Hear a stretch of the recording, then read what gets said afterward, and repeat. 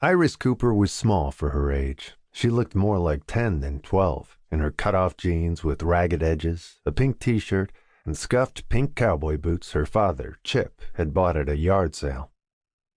She stood watching the horses tethered under a tree on a blazing hot day in Lake City, Texas, kicking pebbles with the toe of her cowboy boot. She was humming to herself, as she always did. She could hear music in her head. She composed songs on her father's guitar, and they sounded pretty good. She'd gone to school in Lake City for 4 months. She'd been to 3 schools so far that year. Her father liked to move around a lot, looking for opportunities to make some money.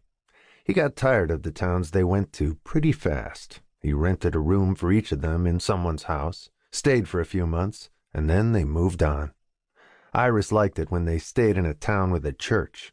She could sing with the choir, and they were always happy to have her. She could hit the high notes better than anyone else. Once they heard her sing, they let her stay. She could go to the church socials and eat pot roast and fried chicken, potato salad, or mashed potatoes. The rest of the time, they lived on fast food, and whatever her father could afford that day, sometimes just a can of beans or some chili. Her name had been prophetic. She had deep blue eyes, the color of an iris, and a mass of soft blonde hair that framed her face. She wore it in a braid that she could do herself. Her mother, Violet, had left her and her father when she was 2. He never told her, but she'd once heard him say that Violet was killed during a bar fight in East Texas after she left. She and her boyfriend had been at the bar when someone pulled out a gun, shot into the crowd during the fight, and killed them both.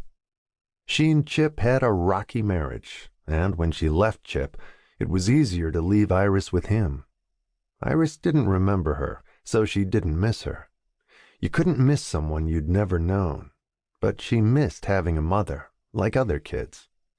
Chip had grown up as an orphan, living with 2 unmarried uncles who paid as little attention to him as possible and made him sleep outside when they brought women home. Chip had left them at 16 and never saw them again.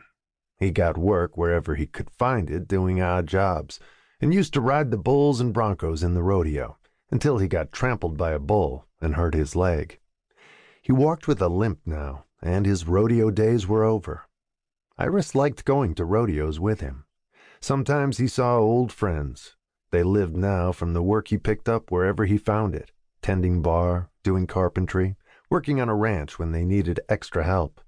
He always found something, and when there were no jobs, they moved on to another town and started all over again. Iris's dream was to stay in one town for a long time, like other people, and go to the same school for years at a time.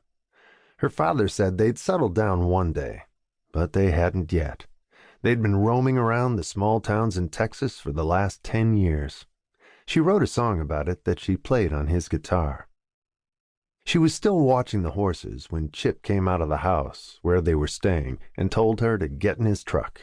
They were going for a ride. It was an old green truck he'd had for as long as she could remember. It got them from one town to the next, with everything they owned in boxes tied up in the back, a plastic sheet over them, secured with ropes. She hopped onto the passenger seat, and he got in and started the engine. They drove off a minute later, down a back road in the direction of the town. She never asked where they were going. It didn't really matter. She watched the cattle and the horses as they drove past them. They stopped at a bar just outside of town. A red neon sign read, "Harry's Bar." Chip parked and turned off the engine and looked at her.